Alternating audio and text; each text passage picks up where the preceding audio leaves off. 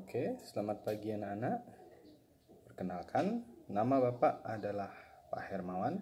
Bapak yang akan mengajarkan matematika di kelas kalian untuk yang mungkin belum kenal sama Bapak ya. Oke, hari ini kalian akan mempelajari perpangkatan, yaitu mengenal perpangkatan dan rumus dasarnya. Nah, kenapa sih kita harus mengenal perpangkatan? Karena masih ada beberapa di antara kalian yang salah, terutama dalam menulis perpangkatan. Mungkin sebenarnya kesalahannya ya Bapak sebenarnya mengerti sebenarnya maksud kalian, cuman yang namanya di matematika aturan tetap aturan. Kalau ditulisnya harus seperti itu ya seperti itu. Jadi yuk kita mengenal perpangkatan dulu ya. Oke, sebenarnya apa sih kesalahan kalian kemarin? Kenapa sih ada banyak yang Bapak salahkan perpangkatan ya, penulisannya terutama ya? Karena kalian menulisnya itu seperti ini. Bapak sih mengerti. Maksud kalian itu adalah 2 pangkat 3. Hanya saja dalam perpangkatan ini tidak boleh karena kalian menulisnya terlalu sama dengan angka dasarnya. Angka dasarnya sini adalah 2. Dan pangkatnya itu adalah 3. Ngerti Bapak seperti itu. Cuman itu tidak boleh ditulis di perpangkatan. Seharusnya kalian itu menulisnya itu adalah seperti ini. 2 pangkat kecil di atas 3. 3 itu tidak mesti sebesar itu ya. Boleh lebih kecil lagi, tidak masalah. Kalau kalian menulisnya seperti ini 2 pangkat 3 seperti ini, tentu saja pasti akan Bapak benarkan. Tapi kalau kalian menulisnya seperti di atas, otomatis salah. Tidak boleh. Nah, sekarang kita akan mengenal sedikit apa sih itu perpangkatan. Kita hapus dulu ya. Oke, simpelnya perpangkatan itu adalah perkalian yang berulang dengan angka yang sama yang dipangkatkan. Misalnya, kita punya 2 pangkat 5. Itu artinya kita akan mengalihkan 2 ini sebanyak 5 kali. Tuh, 2, 3, 4, 5. Sorry, tulisannya jelek ya. 5. Nah, sebanyak 5 kali. Itu dia perpangkatan sebenarnya untuk paling simpel. Nah, sekarang Anda misalnya kalian masih belum ngerti ya bagaimana cara menulis atau mendapatkan pangkatnya kok bisa seperti itu. Misalnya kita punya lagi contoh yang lain. Misalnya 3 kali 3 kali 3 kali 3 itu akan sama dengan 3 pangkat 4. Kenapa bisa dapat pangkat 4? Karena 3-nya ada 4. Ini 1, ini 2, ini 3, ini 4. Sehingga ada 4 3 di sana yang kita kalikan. Sehingga 3-nya itu harus kita pangkatkan dengan 4. Nah, itu dia pengenalan awal dari perpangkatan. Nah, sekarang kita akan lanjut ke rumus dasarnya lagi. Rumus dasar dari perpangkatan yang pertama akan kita pelajari itu adalah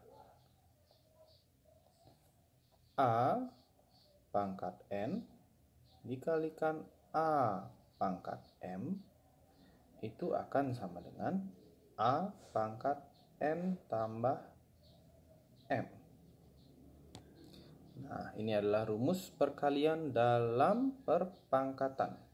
Ini adalah rumus pertama yang akan kalian pelajari hari ini. Kemudian sebagai contoh untuk penggunaan rumusnya ini, misalnya kita punya 3 pangkat 5. Itu kan kita kalikan dengan 3 pangkat 6. Itu misalnya ya. Sehingga kita bisa tulis di sini jadinya adalah 3 A-nya, kemudian N-nya adalah 5 ditambah dengan M-nya adalah 6.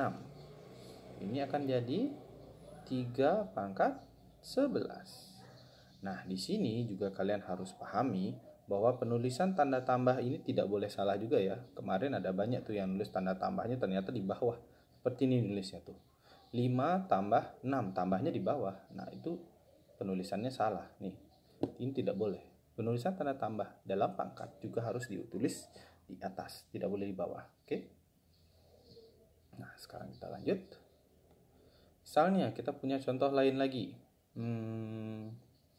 Oke, contoh yang berikutnya misalnya kita punya 6 pangkat 6. Kita kalikan dengan 6 pangkat 11. Nah, jadi kita akan nulis 6 pangkat 6 ditambahkan dengan 11. Sehingga jadinya adalah 6 pangkat 17. Nah, seperti itu dia penggunaan rumus yang pertama. Apakah kalian sudah mengerti? Semoga kalian mengerti ya. Oke. Kita lanjut ke rumus yang kedua. Kalau tadi rumusnya ada perkalian, maka berikutnya kita akan menggunakan pembagian.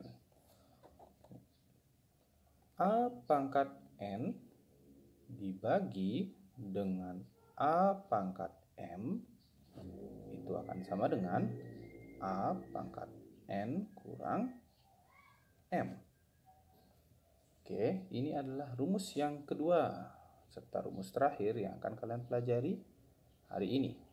Nah, kalau misalnya kalian bingung kenapa ada sedikit jari-jari di video Bapak, di gambar layar video yang di bawah itu, karena Bapak menggunakan HP ya. Kalau kalian penasaran kok bisa sih Bapak buat video seperti ini.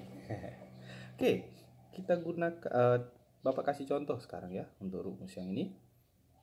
Misal kita punya 4 pangkat 5 dibagi dengan 4 pangkat 3. Itu akan menjadi 4, yaitu A-nya, kemudian N-nya 5, dikurangi dengan M-nya 3. Berarti jadinya adalah 4 pangkat 2. Ya.